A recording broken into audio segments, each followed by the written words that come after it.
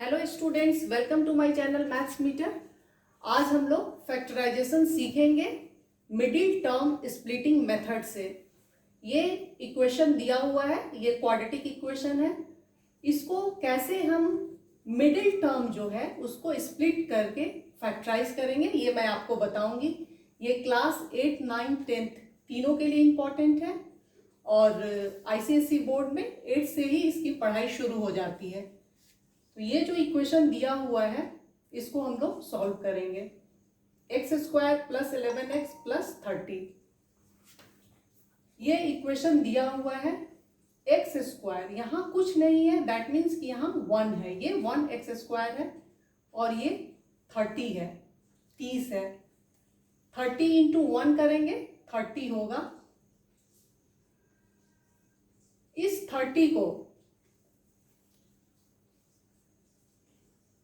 30 into 1 करेंगे 30 होगा। इस 30 को इस तरह हमें लिखना है, यहाँ 11x है, मल्टीप्लाई करने पे प्रोडक्ट जो है मल्टीप्लाई करने पे 30 आना चाहिए और सम करने पे जोड़ने या फिर घटाने पे 11 आना चाहिए।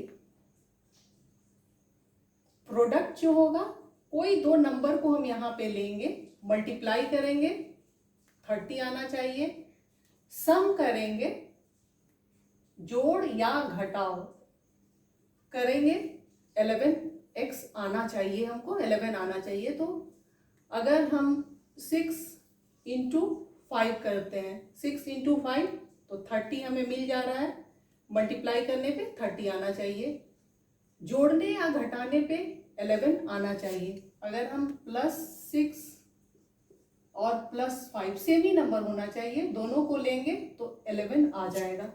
क्योंकि मुझे टेबल लर्न है और प्रैक्टिस करने से आप भी डायरेक्ट फैक्टर को निकाल सकते हैं, लेकिन जिन बच्चों को नहीं समझ में आता है तो कैसे हम इसको सॉल्व करेंगे ये अभी मैं आपको बता रही हूँ।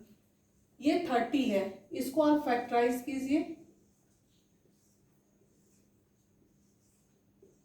15 होगा,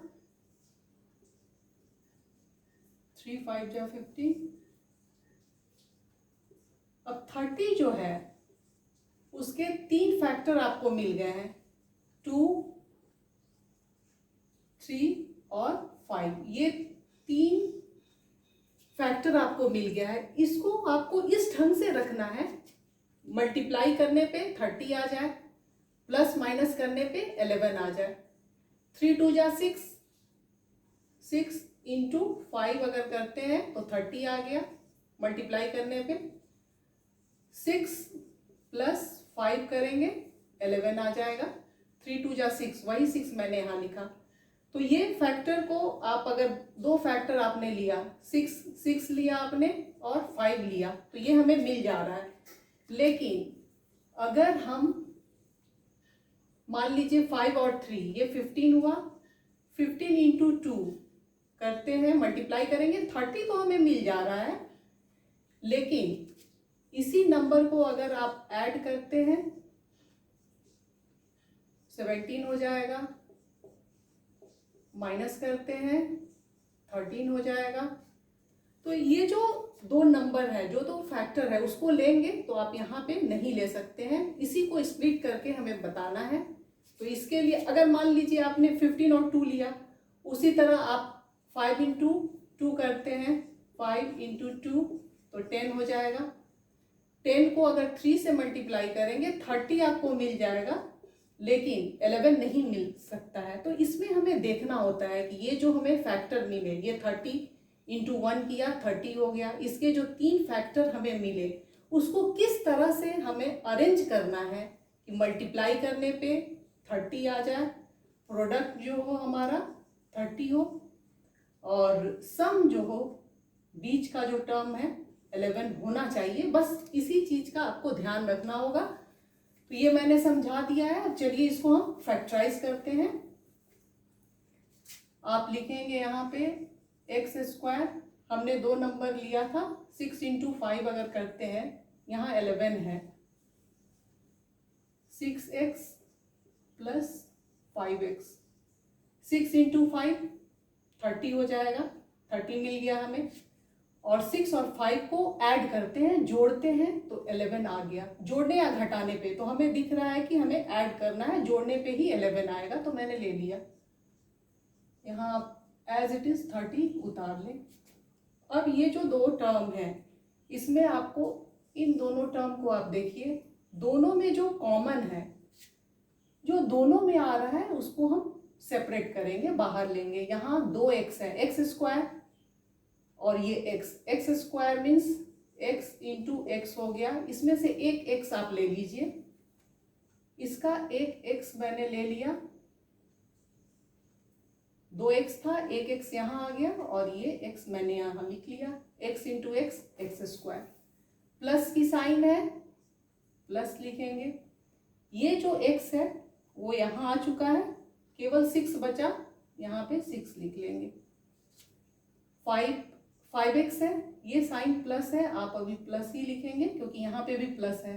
अब इन दोनों नंबर में, दोनों टर्म में आपको देखना होगा कि दोनों में कॉमन कौन है।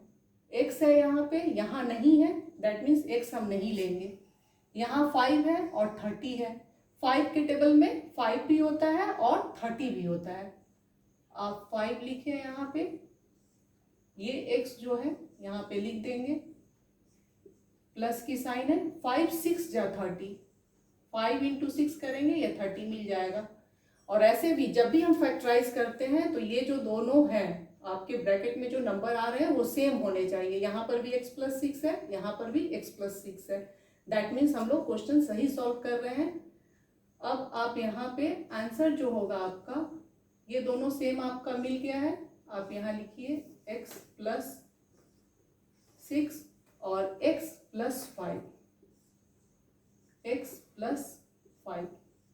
तो इस तरह, इस टाइप के क्वेश्चन को आप सॉल्व कर सकते हैं। बस इसमें प्रोडक्ट और सम, इन दोनों को इस ढंग से मैनेज करना है कि आपको ये मिडिल टर्म जो है वो मिल जाए।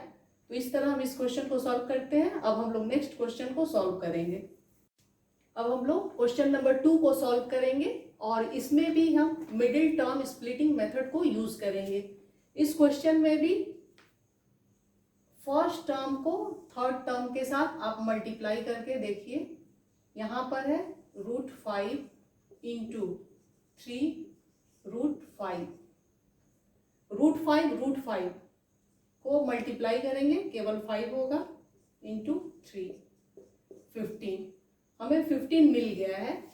अब प्रोडक्ट जो होगा आपका 15 होना चाहिए, और सम मल्टीप्लाई करने पे ये 15 जो नंबर हमें मिल गया है, 15 मिल गया है, इसको हमें इस ढंग से लिखना है कि यहाँ पे मल्टीप्लाई करने पे 15 हो और प्लस माइनस करने पे 2x हमें मिले। सम जो होगा, प्रोडक्ट आपका है 15, इसको आप किस ढंग से लिखेंगे? अगर हम लिखते हैं 5 इंटू 3 तो ये 15 हमें मिल जा रहा है। थर्ड टर्म फर्स्ट टर्म को पहले मल्टीप्लाई करना है, मल्टीप्लाई करने पे 15 आ गया, 15 आ गया।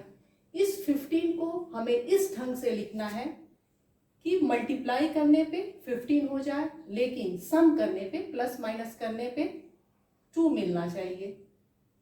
तो अगर हम 5 में से 3 को माइनस करेंगे तो हमें 2 मिल जाएगा। इस कॉन्सेप्ट को ही समझना बहुत ज़रूरी है, इसको आपको समझना निहायत ही ज़रूरी है।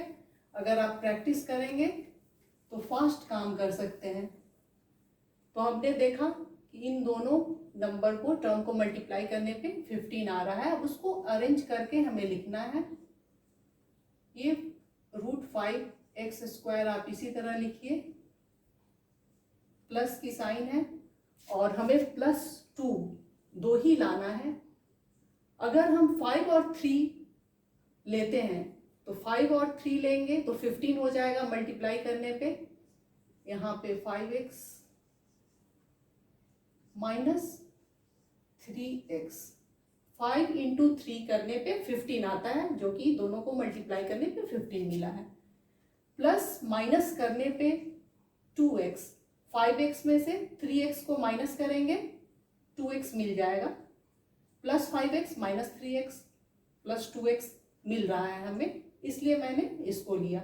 तो दो फैक्टर जो हमें मिले 5 और 3, उसको इस ढंग से अरेंज करना है आपको। अब ये जो है आप इसको इसी तरह लिखेंगे, ये मिडिल टर्म को ही समझना बहुत जरूरी है। अब आप ये दोनों, अब हम लोग इसको फैक्टराइज करेंगे। ये जो दो टर्म है इसको हम लेंगे। अब इन दोनों में से हमें कॉमन लेना है।